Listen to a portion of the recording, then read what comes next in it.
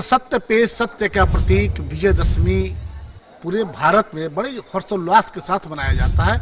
और इस मौके पे विजयदशमी के दिन रावण वध की एक परंपरा है जो पूरे हिंदुस्तान में, हिंदुस्तान के बड़े शहरों में मनाया जाता है। और प्रधानमंत्री से लेकर के सूबे के जो भारत के राज्य हैं उनके मुख्यमंत्री तक इस कार्यक्रम में हिस्सा लेते हैं। और यह कार्यक्रम बड़े खूबसूरती के साथ अंजाम दिया जाता है। आपको बता दें कि इस कार्यक्रम को देखने के लिए जहां भी कार्यक्रम आयोजित होता है वहां पे पूरे हर्षोल्लास के साथ, हमें लगता है कि शायद साल भर तक लोगों को इंतजार होता है रावण पुतला दहन कार्यक्रम का।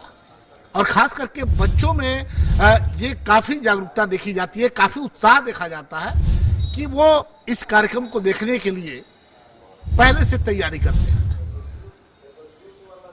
हमें लगता है कि ये तैयारी उनकी उस आतिशबाजी को देखने के लिए होती है जो रावण पुतला दहन के कार्यक्रम में इस्तेमाल होती है। बहुत सारे पटाखे छूटते हैं, बहुत सारी फुलझड़ियां छूटती हैं और उसको देखने के लिए उत्साहित लोग रहते हैं। एक साल से इंतजार होता है और वो उसकी एक झलक आपको सिवान में भी दिखाई देती है।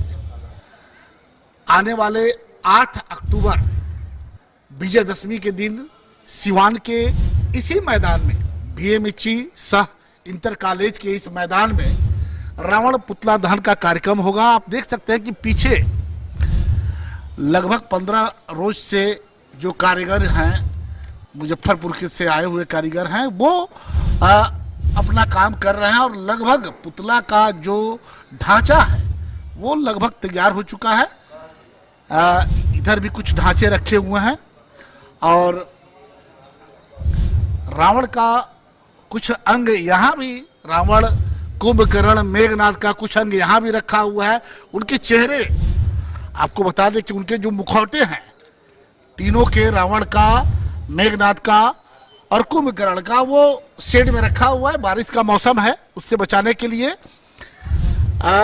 इस कार्यक्रम के जो आयोजक है रावण पुतला दहन समिति, वो सारे पदाधिकारी यहाँ बैठे हुए हैं। हम इन्हीं से जानकारी लेना चाहेंगे कि इस बार रावण पुतला दहन कार्यक्रम की क्या तैयारी चल रही है। आगामी 8 अक्टूबर को विजयदशमी के दिन इसी बीएमएचई ग्राउंड में रावण वध का कार्यक्रम किया जाता है। मैं पूरे सिवान जिला वासियों से आग्रह करना चाहता हूं कि जो खासकर उन लोगों से जो परिवार के साथ आते हैं, क्योंकि भीड़ बहुत ज़्यादा होती है, आप समय से आकर अपना स्थान सुरक्षित करें।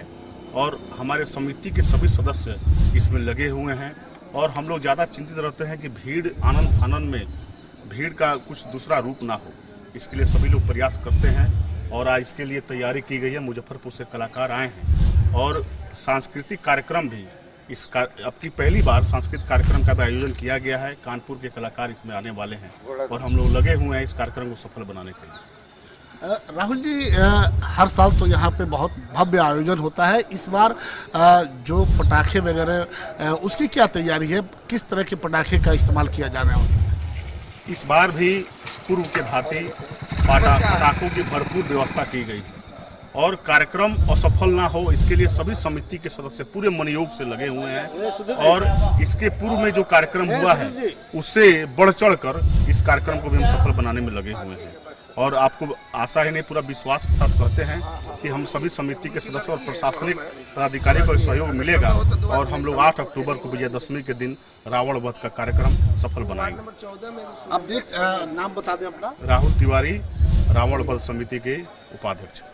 आपने देखा कि अभी रावण वध समिति के, रावण पुतला दहन समिति के उपाध्यक्ष राहुल तिवारी जी से हमारी बातचीत हो रही थी। उन्होंने स्पष्ट शब्दों में कहा कि इस बार तैयारी हमारी पुरजोर तरीके से चालू है और जारी है। ये 8 तारीख को दिखाई देगी और ये दर्शाता है कि सारे पदाधिकारी जिस तरह से सक्रिय हैं, अभी समय है लेकिन काफी सक्रिय हैं, समय के पहले सारी तैयारी हो रही है।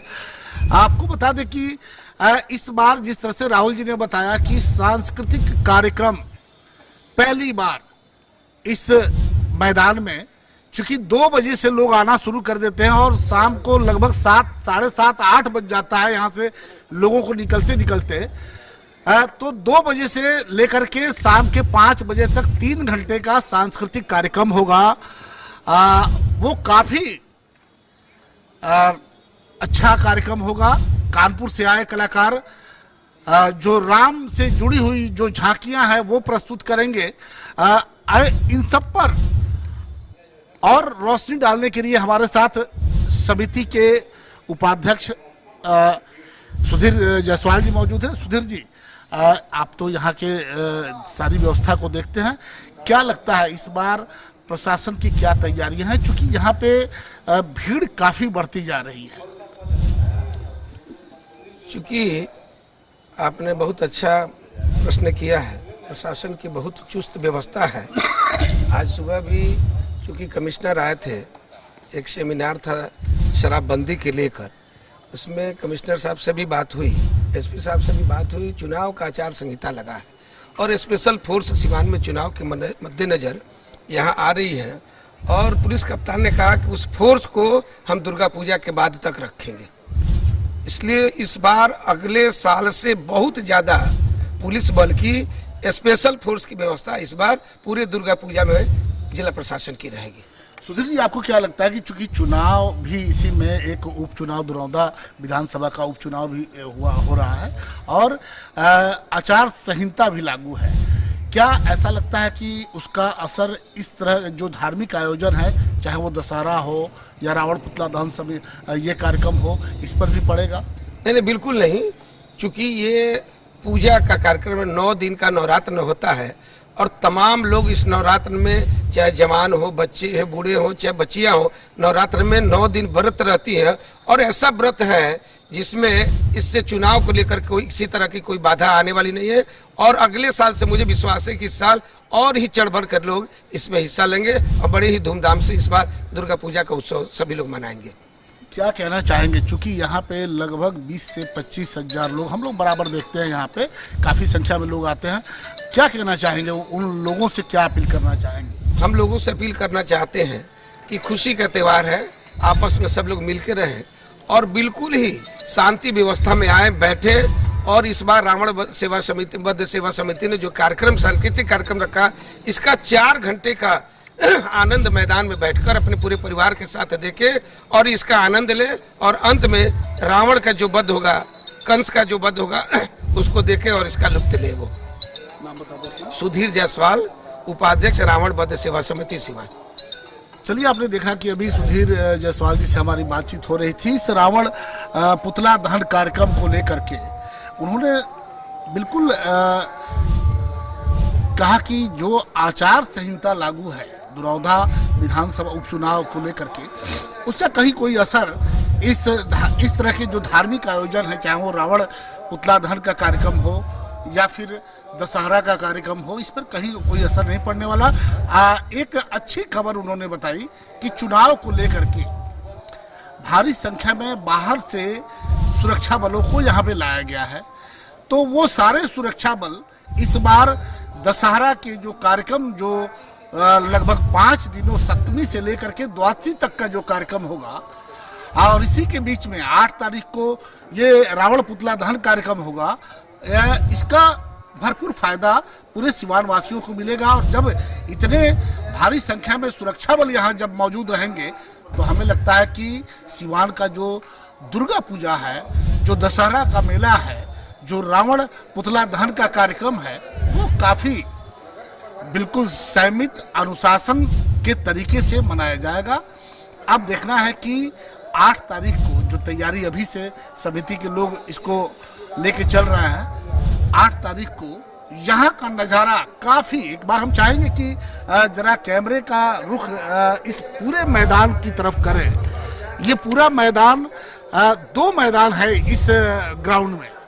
एक मैदान में रावण पुतला दहन का कार्यक्रम होता है और एक मैदान में सारे लोग यहाँ एकत्रित होते हैं इस कार्यक्रम का आनंद लेने के लिए। तो ये 8 तारीख को जब यह कार्यक्रम की शुरुआत होगी, तो हमें लगता है कि यह कार्यक्रम, यह स्थल एक एक इंच में लोगों की काफ़ी भीड़ होगी और अभी से जो उत्साह दिखाई देता है सीवान के लोगों में इस कार्यक्रम को जानकारी लेने के लिए वो यहाँ पे आते हैं और यहाँ पे देखते हैं कि कैसी चल रही है तैयारी।